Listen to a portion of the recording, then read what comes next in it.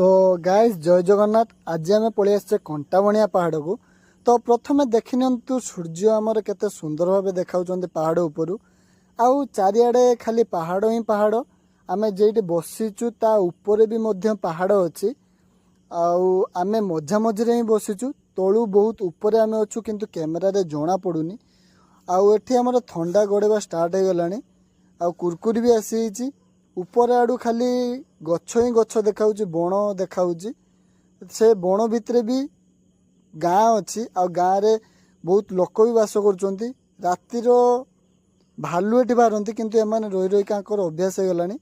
ऊपर जदि टिके गुड़ स्लीप करी तले किए पड़ो ना ता डेड बॉडी पूरा छेत्रा हो।